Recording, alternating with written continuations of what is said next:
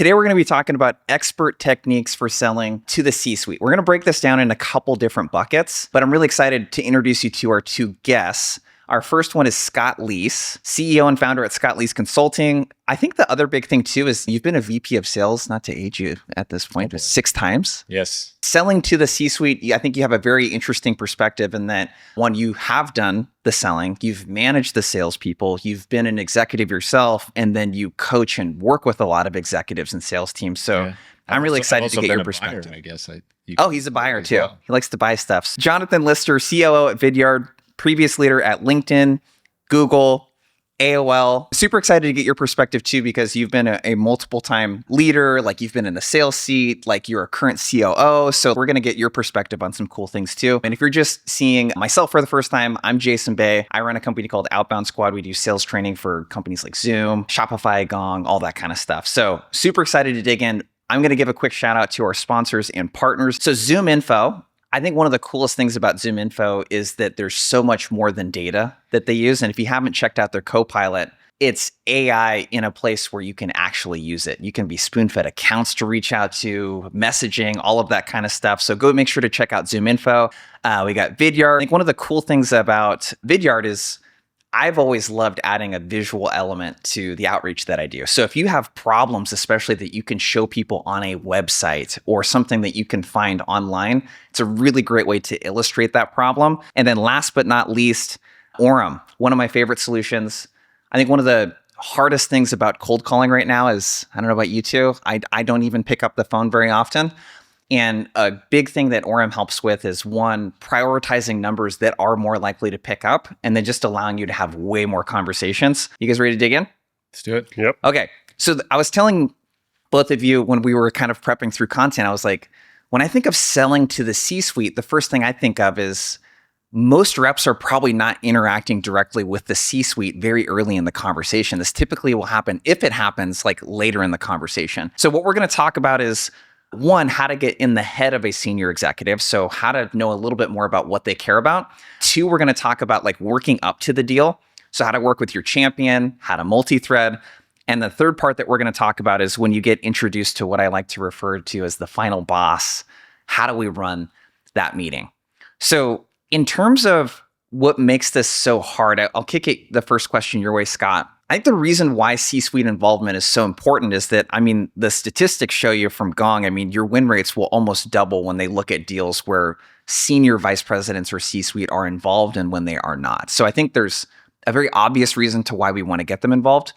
But with all the companies that you work with and through your experience, what do you feel like reps really miss in terms of not making this happen more in their deals? Why are there reps here that only do it at 1% to 3% of the time? Obviously, it depends on who they're selling to and what they're selling. So some of those people who commented, maybe they're not selling solutions to the C-suite at all. That's not their business. That would be interesting to think about. I think one of the issues is sales reps get happy ears all the time. And they get real excited because whoever it is that they're talking to, maybe it's a operations manager or sales manager or whoever, they have so much enthusiasm about it. And that feels good. If we're being honest with ourselves, sales is a brutal profession where you're getting told no politely or very impolitely all day long, over and over and over. And so you kind of have to live for these moments where something good happens and there's positive momentum. And sometimes that like moment where you get this lift, it takes you too far. Yeah. And you forget the discipline of, okay, this deal is not done. There's other people involved here. And I have to talk to them. I have to find ways to pull them in and stuff like that. And you just think, wow, Jason is so excited. Jason's going to go back to his team and he's going to close this deal for us. And I don't know what to label it as other than happy ears. That is a big part of it, is we put too much faith in our champion or whoever it is that we're talking to and their ability to communicate what problem we're trying to solve and the value of it. We put too much faith in them and let them go have these conversations on their own without us in the conference room or whatever. And then we sit around and we're surprised when the feedback comes in. They think it's cool, but we're not going to move forward. Yeah. So you really have to be disciplined to not get these happy ears and not just think, oh, Jason's got this. Like, we're in good shape. Can I say a really easy way to do that? I totally agree. A really easy way to do that, like critique every call. Critique yourself. Like when you get off a call, critique that call. What was good about this? What was bad about it? Like you have to take a hard kind of look at how you do sales calls and how you're selling. And the easy way to do it is just critique what you've done. Like what could go wrong is a great question to ask. Yeah. Like when reps are in a sales cycle, plot out, don't plot out what could go right, or you could do that, but plot out what can go wrong and take a hard look at it. What are the things that would kill this deal? If you know that in advance, you're going to be way better off when those things, inevitably something like that will come up and you're going to have an answer for it. And you do know those things in advance at this point in time because you've lost deals before and you've got this feedback. So you should have a list of, okay, here's all the things that have been killing me and killing my deals. And here's all the negative feedback that comes back when I allow this champion or this person who was super excited to go do this work with the C-suite without me, right? Yeah. I love all this. The thing that I would kind of double click on is you need to really look at your sales pipeline through shit-colored goggles, right? You need to look at it through a lens of paranoia. And the question isn't, as a sales leader, this is a big takeaway. The question isn't, why will this deal close? It's why won't it close? 100%. Yeah. You need to look at it and de-risk is kind of the philosophy behind this. Let's get into the steps. So, Jonathan, I want to talk about, I think it's really important to understand what is in the head of a senior executive and why they would even want to participate and know what's going on in a deal to begin with. Because before we can get them involved in the deal, we need to figure out what's important to them. What I would love to know from you at Vidyard and in previous positions that you've been in, how do you decide how to prioritize your time? Like where do you decide to spend your time? And when do you decide that, oh, like we're being sold something from another company, I should probably participate in this deal. I should maybe hop on a call. I should be talking about this in my one-on-one with whoever. What prompts that for you? How do you think about how you prioritize your time? Yeah, I mean, look, I run sales marketing. I prioritize my time with customers. Like my job is to grow our business. And you can tell that from my title. Like it's not super complicated.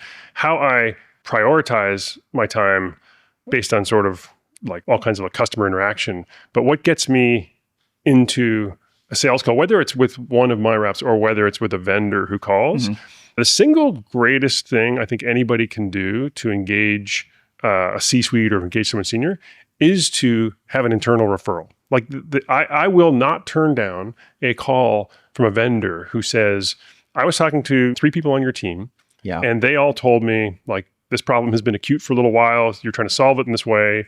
And collectively we agree that my solution may help you to do that. An internal referral is the single best way to get my attention. And even better if someone inside my company tells me that this vendor has been talking to them and brings it to me. So that internal referral is like the best way to do it. So when you talk about multi-thread into your target organizations, but with a view to having champions like sponsor you up.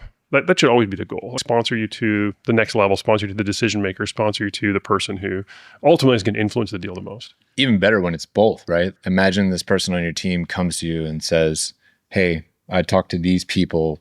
They have this solution. It solves this problem. It seems like really, really cool, really important. And then somebody from outside comes and says, by the way, these 4 people on your team. And you're like, wow, I just had this conversation with so-and-so 2 days ago. And now I'm hearing it again, that 4 other people. Like that is like powerful. Probably the, sweet spot. So I want to get like super specific here for the reps that are on the call. And there's like a lot of nuance that happens on the buyer side that as a sales rep, you never see. So I'm curious, Jonathan, let's say someone on your team hops on a call with Scott and it's about sales training or consulting or whatever it is, right? Some rev ops stuff. And it's really interesting to them. How do they socialize that to you? Is this a Slack message that says, hey, I hopped on a call with this guy, Scott. He seems pretty badass. And then you talk about it in your next, like, how does that happen? Because the specifics around this, I think, are really important for the reps to understand how things get socialized. I think it's a great question. And the answer is, of course, it depends on the context. I work for a company that's 150 people. So it's a really flat organization. A lot of things happen over Slack. But you have to know your target organization. If I'm selling into Microsoft or IBM, there's going to be a different format. So you've got to know like how your target gathered information, like how they make these kinds of decisions. In my case, yeah, it's over Slack. I'll ask a bunch of questions. If a rep comes to me and says, okay, yes, that's what I want. So someone says, hey, this Scott guy's pretty cool. What do you respond? What do you need to see in order to even put energy into I'll put that? this in a way that I think is probably common to lots of folks. My answer is going to be something along the lines of, is this helping with one of our priorities? Yeah. Like I have 3 to 5 priorities, like every C-suite, every VP, you're going to have 3 to 5 priorities that matter. And how well you can align your solution to one of those 3 to 5, get it above the line is really important. And so I'll ask my rep, great, like we have this priority. Is this which of the priorities is this mapping to? And hopefully the rep has done, my rep has done their homework and they know that if they can answer that question, I'm going to have a call with Scott. Yeah. So Scott, you mentioned this before when we were prepping too. You said something along the lines of, I'm seeing a lot of patterns with reps right now not aligning to something that is already important to the buyer, an existing priority. Can you elaborate a little bit more on that? I think what happens quite a bit is we're taught as salespeople to discover pain, right? And talk about the value of that and find ROI and quantify pain and all this kind of thing. And so let's say you do a really good job of that. And I'm like, Jonathan and I just discovered $1 million problem going on in his business. And we oftentimes as salespeople don't take the time to understand somebody's business enough to know that this $1 million problem barely freaking registers as important or critical for them. We just think to ourselves, because most of us don't run $100 million, multi-million-dollar companies or don't come from money. We hear $1 million problem and we're like, oh shit. Yeah, that's a lot of money. A lot of money. Like, if I had $1 million problem, I'd drop everything and do it right now. And that's what the salesperson hears and sometimes thinks that the prospect is doing, and that's their process as well. But in reality, if I identify $1 million problem with Jonathan, he's probably over here going, I have 50 $10 million problems that I'm trying to deal with right now. So cool, you found $1 million problem for me, but it's at the bottom of my priority list. Doesn't mean that I don't want to fix it. It just means I got a lot of other stuff coming in front of it, right? So you should, first of all, know a lot of this information up front. You should know what size problems these companies are dealing with. And you have to be able to ask questions like, okay, Jonathan, we discovered this $1 million problem. Does this thing even register with you? Is it important at all? Let's say I'm not engaged with Jonathan yet in the deal, and I'm engaged with you, one of his VPs, let's say, or maybe a head of something. Can you tell us, how do you finesse that conversation around getting them to even talk about what Jonathan's priorities might be? And I'm asking this is coming from a person that teaches sales training, that I know even in the deals that I work, sometimes people seem hesitant to share the priorities of their boss, or they might not know also. Yeah. So how do you extract that information? One is reps have to have conviction and belief. Like you've got to come in with a point of view, right? If you want to be successful selling to anybody, but selling to the C-suite. So you got to have conviction and then test that conviction, right? You want to have a belief, like I believe this is what's happening in the industry. I believe there are these problems in the industry, and everything I've read and said and all the homework I've done suggests you have this problem. And it's this size problem. It's $1 million problem. This is what your peer set is saying. Your peers have this $1 million problem.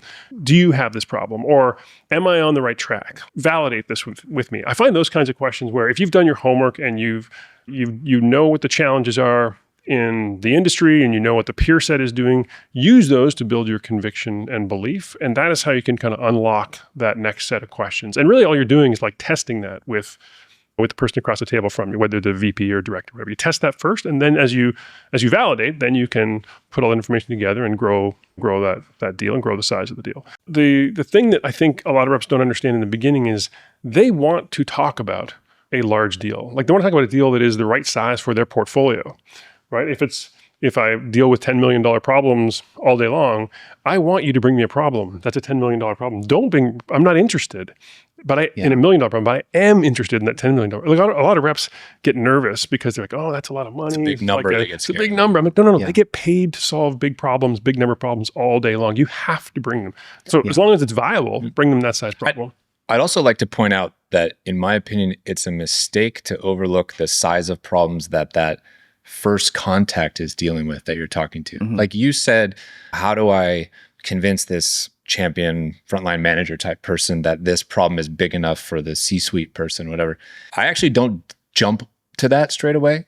I actually have that conversation with the first person that I'm talking to, that soon to be champion. Yeah. And it's the same kind of thing. What do you deal with all day long? Do they deal with $1 million problems or $5 million problems or $10 million problems? I'm very keen on making sure that they know that this helps them. The personal way. This makes their job easier. This will make them look like a hero first. I have to get them, I think, to believe in that. And they have that conviction that Jonathan was talking about. So now I have conviction and they have conviction. And now we're on the same team, hopefully. Yeah. And when we go talk to the C-suite person, it's a different type of conversation. They're more invested in it. Yeah, yes. And don't stop there. Yep. So what happens sometimes is you hit that point, or a rep hits that point where they've got commitment. And then you get those happy ears. And they're like, great, I got the $1 million deal. Yeah. I'm done. Check. When in fact, there was much more behind it if they had just done that with 3 other stakeholders and moved up the value chain. Okay, so let's get into the second portion of this, like the workup. And I want to spend some time talking about champion building. Let's say that I'm working a deal. Scott is the champion. I think one of the questions that everyone has and a natural fear of multi-threading is, do I just go direct to Jonathan? Is that going to piss Scott off if I do that? If I go direct to Jonathan and he doesn't know, do I let Scott know that? Let's talk about that real quick. And let's get your perspective. If I was working a deal with Scott and you didn't know what was going on, and then I sent you an email out of the blue and let you know about the conversation, what happens internally? First, I'd say my job, my rep's job, our job is to create as much value as we can for our customers, right? And the way to create that value is what we're describing, is by stakeholder management, is by multi-threading, is by understanding as much as I can about the company, is by getting as senior as I can. And I will explain that. And I would encourage all sellers, you explain that to your customers. My job is to help you see as much value, create as much value. And that's why I'm doing what I'm doing. And so that's sort of the thesis behind like why to multi-thread. In terms of actual multi-threading, like the who to talk to, I have my view, like I love selling. Selling is like super fun and every interaction can be fun, but I don't treat these interactions as transactional. And I would encourage you and sellers, don't treat them as transactional. I think Scott raised a great point. Take the approach that you're trying to help somebody, right? You're trying to help them with their career. You're trying to help them get ahead. By the way, if your solution isn't right for them, great. Figure that out as fast as you can and get out and move on. The best thing you can do. The opportunity cost of sticking around too long in a sales cycle is how reps get ripped. Right. How reps get ripped, right? Is hanging around too long in a deal cycle. So if you can get out as fast as you can. But take the view that you're trying to help everybody in that company do their job best, achieve their goals. I mean, the best solution, and I've seen this happen many times in my career, and I'm super proud of it, is when you help somebody get promoted inside one of your target companies because your solution helped them. They were the sponsor. They bought the solution. Yeah. So I would encourage people not to take a transactional approach. Like I'm not going to you to talk to you to see what I can get out of you. This is like a real kind of quid pro quo and growing the relationship. But what would you do if I sent you an email and said, I talked to Scott on your team about so-and-so problem and I wanted to hop on a meeting with you and I didn't tell Scott I was going to do that? What happens? I mean, I would go check with Scott. I'd go check with my internal folks. If what this person said was true and there was value, that's fine by me. You want this to be natural. Like you don't want to go down, nothing should feel like a real interruption, right? Yeah. It should all feel like accretive along the way. So I've talked to Scott. I learned something from him. I talked to somebody else inside the company. I've learned something from them. I now think it's time to go to you because I've learned these things about your organization. I've learned the size of deals a priority to you. I've learned this priority is really important. There's a timeline on it. And now I think I can help. Yeah. So I think the context matters a lot. I think the time matters too. Did that message come through 5 minutes after you just talked to me? Or was it 5 days or 5 weeks? If the champion that you're talking to has gone completely dark, you can't get a hold of them. But let's say it's an active deal though. The reason why I'm what is active? Yeah. People's definition of an active But the reason why I'm focusing on this strain. so much though is this is the number one fear people have in like engaging C-suite is they're worried about going over their champion's head when someone is not proactively wanting to involve their boss. They're worried about what the C-suite person is going to think and feel, or they're worried about that their champion is going to say, screw this Jason guy, Jonathan. Like he was a jerk. Like you can make up all kinds of stuff about that. That is the number one fear that people have with multithreading. If the pain and the problem is real enough, then the C-suite person is not going to care as much about the feelings involved. Yeah. They're going to focus more on solving the problem. Yeah. So, go ahead. I really think it's important to be candid with all your stakeholders. This is my approach. This is what's worked in the past. This is the approach. That's my point. Now, if your champion says you can absolutely not go to the CEO, I refuse, I will not. Yeah. Like, that's great. Have that conversation, but use it as often as you can. And then at some point decide, is it still the right thing to do? Yeah. Like what's the downside? At some point, the downside is the deal's not going anywhere to the point, like where are we in the sales cycle? The deal's not happening. And you learn that early, which is nice too. Yeah, but why are we using champion in the singular? Why does everybody think we just have to have one champion? You should be trying to create multiple champions. Yeah. Shouldn't you? But I think the One same at a thing. time. But I think the same thing applies though. Is if I reach out to one of your peers and say I was talking to Scott and I don't tell you that, my point is there's a way that I've seen that really turns people off if you do it the wrong way. I'm telling you from somebody who sat in the C-suite and somebody who's a buyer, I don't particularly care about my internal champion's feelings and emotions. Yeah. I care about solving this particular problem. Yeah. So if Jason comes to me and this guy was mean, he bypassed me and skipped me and went straight to you, I'm going to be like, I don't really care, actually. Let's focus on what is this problem. But let me ask you this. As long as the value is, That's what I'm saying. As long as it's Yeah, but real. let me ask And you I this. actually might get mad at that person for not surfacing it to me on their own sooner. I might think to myself, how come he didn't bring this to me sooner? Let me ask you this though. Let's say that you two are VPs and you have 3 direct reports, 3 directors, and none of them like me. You're going to go with that solution? I'm not sure I follow. I want to know why they don't. I mean, I don't. What if they just didn't like this going through the sales process with me? But I surface all of this value to you and I send you a great email that's got, here's the problem, but they don't like their choice out of the 3 people they looked at is I'm not on that list. I'm not the top of that list. Are you going to go with that solution? Just comes back to like, why would those 3 reps have not chosen your solution? Like, I assume they all know I assume they know what they're doing. I assume they know their business. You're saying just because your approach was less tactful or whatever. Yes, that's my point. I do think this is good to spend time on because you do have to be tactful. Like one of the things that I teach that and I do is if I'm working with you and you're one of my champions, if I want Jonathan involved in the deal, I'm gonna tell a client story about why that actually helps you get a better outcome. So with sales training, for example, the thing that I talk about with getting a VP of sales involved is, hey, if we don't know Scott and how this is going to align with like where the organization is going in the next 6 or 12 months, like aligning to that helps get everyone on the same page. If we don't get enablement involved in the conversation, we're not thinking about how the content's going to get reinforced. And usually what I'll tell is a client story, hey, when we worked with Rippling, here's how that kind of went down and the players that got involved that helped us get XYZ outcome. Can I give you some suggestions on who I think would be good to loop in? Like coming at it more consultative and having a reason why I want to involve someone more senior or other people. That's the point that I'm making. Is I think there needs to be a reason why, and you need to be tactful about that. What I don't want people to get the impression of is that you just send emails to the C-suite telling them about the conversations and they're just going to be like, yeah, let's meet. A lot of people do that and it really turns off the people they're working with. Feel free to disagree with me. That's just what I see firsthand. I'm not one of those people. Yeah. I think it's hard because we're all 3 sales guys too. No, I'm not one of those people. I'm not one of those people who is impacted by that. If you bring me 2 solutions or 2 products and they're of absolutely equal value and feature sets and whatnot, and one person's approach I didn't like Jason's approach, and the other person's approach we liked, then I'll go with the person that we liked. But very rarely are 2 solutions or products exactly level. Yeah. Right. And if there was a tact and approach that was suboptimal, but their product was better and they could actually fix my business better, I can remove my emotions from this and I'll work with the better product and the better solution. So I do think it doesn't mean that I'm right. I'm just telling you that's one, I exist out there. There are other people like me. Scott's raising a good point. Like first, I agree with what you said. Yeah, the process is as you described. The process should be to tell people in advance what you're going to do, why you're doing it. Like to your point, this is what I've done with competitors. This is how the process works. You do all that up front.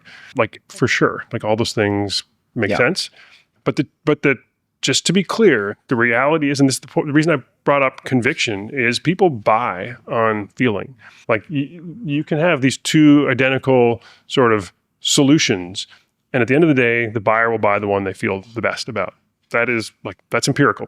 So if you're a seller, you have to build that belief and that conviction, and that's what multi-threading is really about. All along the way, you want to build the conviction, build your strong point of view, have confidence in what you're doing, spend the time building that conviction so that when you're in front of the C-suite, you've got that conviction. Ideally, your champions, plural, have that and can convey that conviction. Plural. Let's get to the third part. So we've talked about getting inside the head of the senior executive, understanding how they prioritize their time. We've talked about early stage deals, so like the workup and the champions and multi-threading and that sort of stuff.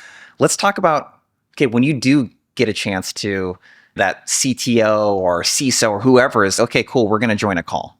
What I want to talk about first, and I'll kick this question your way, Scott, how do you think about the preparation for that call? And not only just the preparation the rep does by themselves, but the preparation they might do with the champion. What should I think about coming into that call when I'm getting introduced to someone that is very senior, that's our economic buyer for the first time? At the risk of stating the obvious, you better be prepared.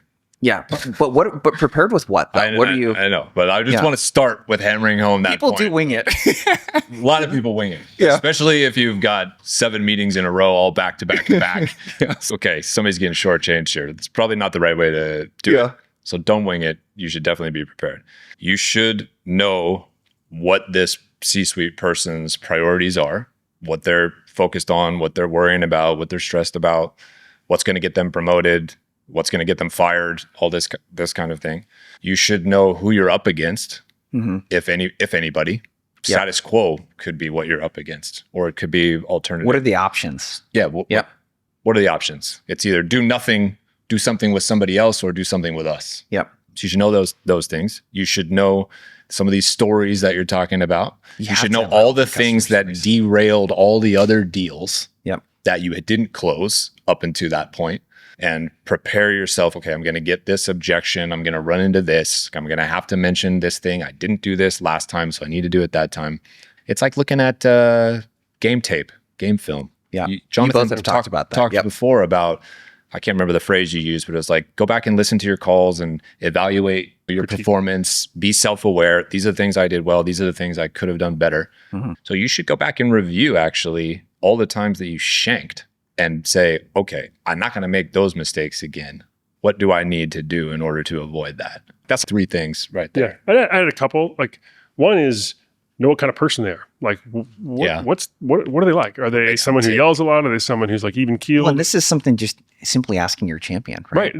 Are they a straight to business type of person? What should I expect? So that's pretty reasonable. You can learn that stuff elsewhere though too, right? Do they post content online? You can tell a lot about somebody. That's what in part of the research on video or whatever. Right. These days, everyone's footprint is social, so you can figure a ton about them, their beliefs, what they like. I was doing a call with a C-suite a little while ago, and I looked at her profile, and it turns out she'd posted 2 weeks ago on exactly the topic. It was an interaction with an avatar, and not only did she post, but in that she had this great manifestation of how I thought my product could help her. It was amazing, right? That was just from a 30-second looking at what she was posting about and what she cared about. I'm a big fan of really simple frameworks too, because it can get pretty complicated pretty quickly. Before you go into a meeting or as you're assessing a meeting, I would ask really, really simply, what would I do if I were them? I find that's one of the most powerful questions. You could ask ChatGPT that also. What would I do if I was in their shoes? I know everything they know about my organization. I know a fair bit about them. What would I do if I were them? Yeah. So I think also just asking your champion, running through the agenda, and if you have slides or you're going to do a certain, just run it by them. Hey, what's going to get shot down by so-and-so here? What are they not going to like? What are they skeptical of coming in? That's my favorite question is what are they going to be skeptical of? And you probably, if you're being honest, know those things. If you're talking about a slide deck, 5 slides, 10 slides, whatever, you probably know where's the weak point? Yeah. Where's the chink in the armor in this pitch, in this deck? Yeah. If you've done it enough, you should know. And then you have to figure out, okay, how do I strengthen this area? What do I need to be prepared for? This is coming. How am I going to overcome it? Yep. So let's talk about the actual call. I have a lot of opinions on how to run that call, and there's certainly context that's needed. But I find when I get introduced to a CRO or an SVP at a large company, it's usually straight to business. And the number one thing that they want to hear about is 1, do you understand the problem that we have? And 2, I want to hear a proof point. Who have you done this for? You're saying that you can do all of these things, but who have you that I respect and look at as an industry leading peer? Who have you done this for? That's usually how I'll spend the first 5 or 6 minutes. Set the agenda, let them know that, hey, this is typically what I'm talking about on these calls. Does it sound good for you for the first 5 minutes? when you're thinking about that first call, and maybe speak through the lens of when you hop on these sales calls and you're being sold to also, what are you expecting to go down in that first call? How should it be structured? I mean, I think first calls can all be different depending on where we are in the sales cycle. I have a version of what you said, though, that I think is, again, like this really simple framework. I think the way to manage any kind of exact call, but like a sales call, there's two questions you should address like in the first minute is like, why does this matter? And how's it going? It's that simple, right? This thing I have for you, or we're talking about, like, why does it matter to you? This goes to the $1 million question. Is this a $1 million problem, a $10 million? Why does this matter? Right? Yeah. And then how's it going? We've tested this. We're in beta with this team, and this is what we found so far. It's been working out pretty well here. If you cover those two things in the first minute, like generally how you will hold the conversation for the next 30 minutes. And again, that's something you need to validate with your champion. It's like you should have that problem. It should be in their language. Like you should know any priorities that it might align to. And by the way, you can validate that. You can say, this is the problem. This is how it's going. Do you agree? Are you seeing the same things I'm seeing? Yeah. And this comes to conviction and belief. Like you want, it's your product. You've got to have belief in your own product and your own solution. But I find that's the single best way to kind of start the conversation, hold the attention, and then you can do, I think, really critical validation as you're going on. I can tell you what I don't want. What I don't want is to sit through an entire pitch that somebody else on my team already listened to. Yeah.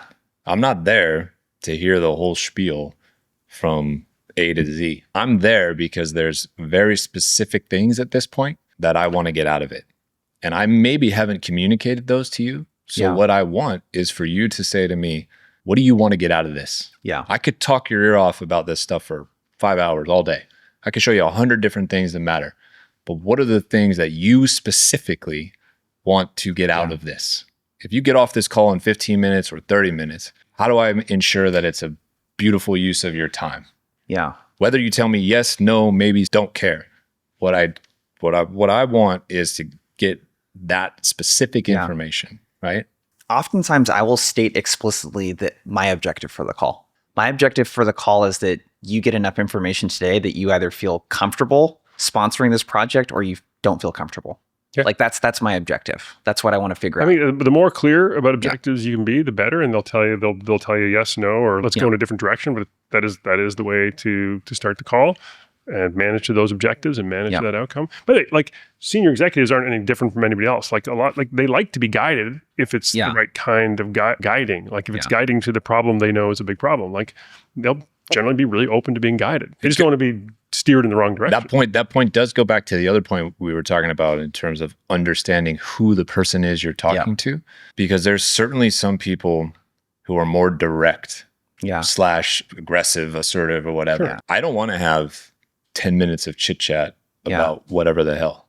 I want you to get to the point. But there's a lot of people that if you come at it real direct like that, they don't like it. They don't like it. One of my CRO clients is like that. Like so, just bullshitted for 10 minutes straight about pasta and Italian food. You got to know that though. You have to know that and not misfire on that. Not take the wrong approach with somebody. Well, I think you both have a great point too, in that they're human and interact with them like a human. Just don't waste their freaking time. After putting an internal referral, let's say that I engage with that person in the C-suite and they say, you know what?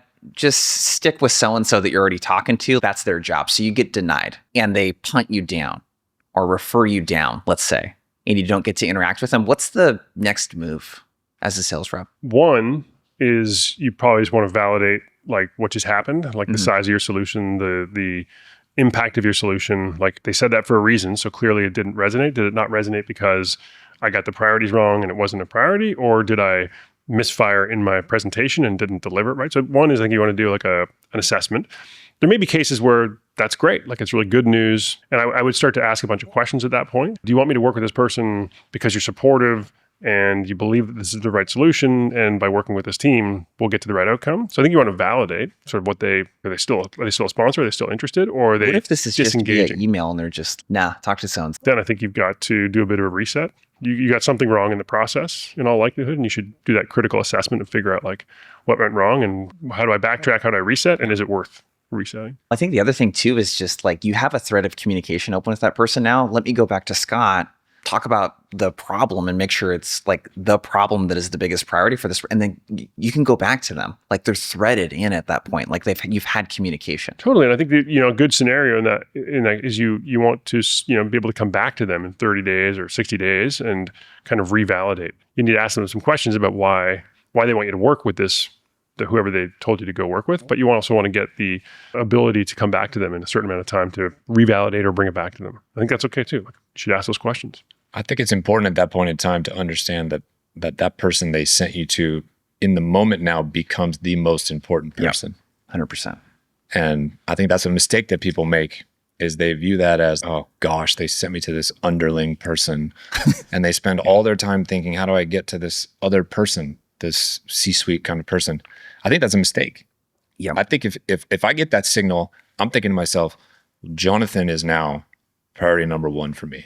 Yeah. I need to pour all of my effort and energy into him and making sure that he gets this. That personal buy-in. Before I worry again about this C-suite or whatever. Awesome. We're up on time, fellas. This was great. I feel like these 3 topics could have been 3 separate webinars. But I think one of the personal takeaways for me was like just a reminder that you have to find the personal win for the people that you're interacting with, especially the champions, because it's a lot of work to internally socialize and sell your boss who they already have a hard time getting time with. Before we take off, I want to thank Zoom Info, Vidyard, and Orem for making today possible. I want to thank you too for spending time with us. That's all we got for you. Thank you, everyone. Thanks. See ya.